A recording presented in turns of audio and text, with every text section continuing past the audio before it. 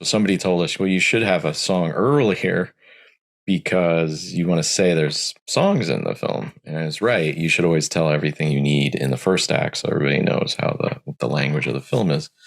So then we gave a song to the Pope. And then this just snowballed into putting more songs in the film. Hi, Jim. How are you? Good, Tatiana. It was a real pleasure to meet you. You as well. I really enjoyed The Inventor. And as I was going back through your history, I was like, okay, so between Hunchback of Notre Dame, Ratatouille, The Inventor, would you say that you are a Francophile? Oh, yeah. Yeah, I've always appreciated France, and my wife actually is a huge Francophile. I don't know. In a way, these projects have all found me. They just keep popping up that are in France. And France aside, this isn't your first dance with Leonardo da Vinci. Right. What draws you to his story, and why is animation the right way to tell it? Well, I was drawn to him for the short. I wanted to make a film about a guy who flew with fake wings, like with homemade wings. And then I thought about it and I was like, well, Leonardo did that, didn't he? He was like, played with flying machines.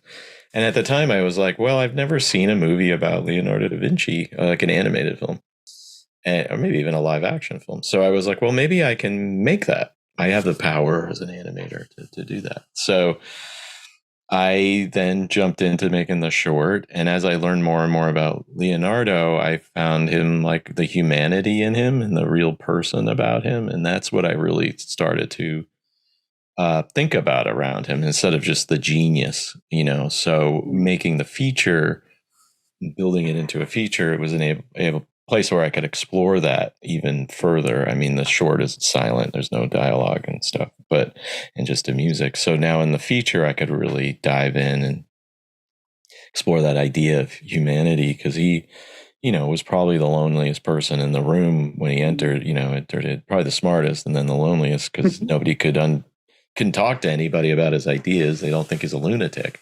So, so that kind of idea, somebody who fears and has to work with the patron and make a living, but also has these ideas that would push against the authorities of the time, was appealing to me. I love what you said about, his loneliness and his humanity, because I feel like the animation style that you've used conveys that very well. Mm-hmm. I love the combination of the 2D hand-drawn and the stop motion. How much harder is that to do in this day and age, with, AI, CG, everything encroaching all the time everywhere? Well, AI I don't know about, but I don't think AI will be doing stop motion anytime soon. So that's, I think, safe. I actually think the three different forms of animation, CG, stop motion, and drawn animation, are equally difficult in their own ways. Stop motion always gets labeled as the hardest one. In a way, you need a team really to do it. You really do need like a group. It's almost like a live action film in a lot of ways, but really miniaturized. But it's the planning in the front of it that's really the time consuming part. But once you shoot it, it's kind of done. But like CG, you have back end stuff that has to happen, lighting and shading and stuff.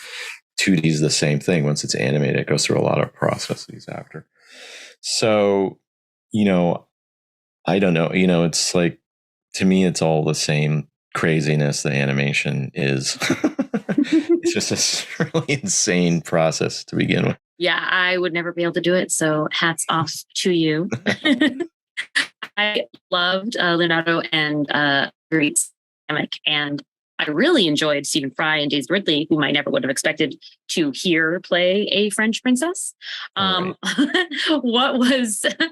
How did that casting come about? What made them right for the roles? And how do you work with them to bring out the performance you want? So Stephen was one of my first picks for Leonardo because of, he's a polymath himself, and he's kind of like a living Leonardo da Vinci in a lot of ways. And his voice was right. I didn't want like the booming kind of Gandalf voice. I really wanted a softer voice, and one with wit and intelligence that would come out. And so Stephen was, just perfect for that.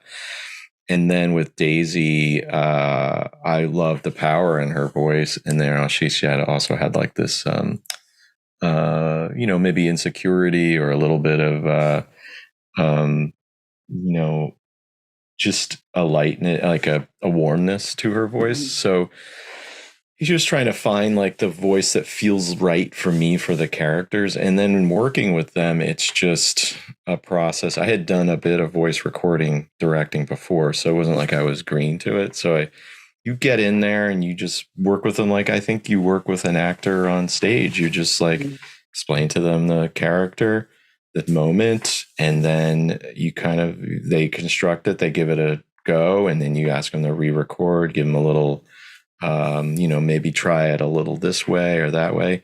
And then eventually you've gotten multiple recordings and you work with your editor to cut them together and put the best recording. Sometimes you can even cut up the dialogue and attach different takes. So, Does that ever sound like robotic? yeah, it does. It's actually quite amazing how you can get it to work seamlessly. So, and you work with a good editor, and then and there's editors called dialogue editors, so they'll get it really precise. So these are tricks of the trade.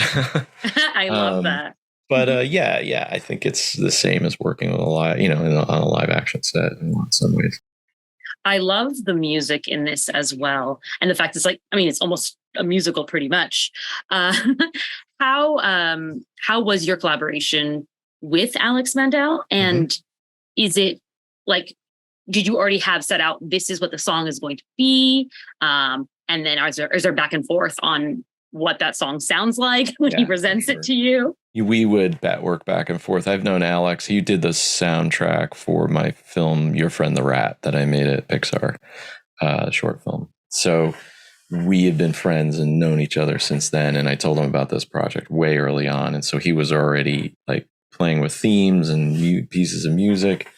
And originally we're only going to have one song in it. It was the workshop song when he builds his studio or his house in France. And then somebody told us, well, if you have a song that's late in the film, like about in the first act. So somebody told us, well, you should have a song earlier because you want to say there's songs in the film. And it's right. You should always tell everything you need in the first act so everybody knows how the language of the film is. So then we gave a song to the Pope. And then this just snowballed into putting more songs in the film. So it was a collaboration back and forth between us. I would find a piece of music that I really liked. It might be a kind of Renaissance time. It wouldn't have the lyrics, obviously, for the moment, but I'd say this is the sound I kind of want here, the feeling, the emotion. We talk in emotions a lot. So he would then go away and write the lyrics for it based on the storytelling of the film. And then I would see those and I'd go, well, I don't know if that's quite right. Maybe we could change it here. I might even write down something and he'd go, well, that wouldn't work in the meter or the rhyming pattern, but I'll adjust it to what you need. So it was a lot of back and forth like that. We always go back and forth. I tell him it's not a musical. And he goes, but there's 9 songs in the film. And I said, but it doesn't have the musical structure though. It doesn't. So it's more like a Pinocchio for me, where I don't think of Pinocchio as a musical, the original Pinocchio. Yeah. Interesting. Very interesting. I guess that you make a very valid point. It's just a musical adjacent experience. That's right. But if somebody wants to make it into a Broadway musical, I'm all good. All good for that. So is Alex. I love that. So yeah, I had so much fun with The Inventor. Thank you so much. And also I've loved much of your Disney work or Disney adjacent work, Pixar as well. Yeah.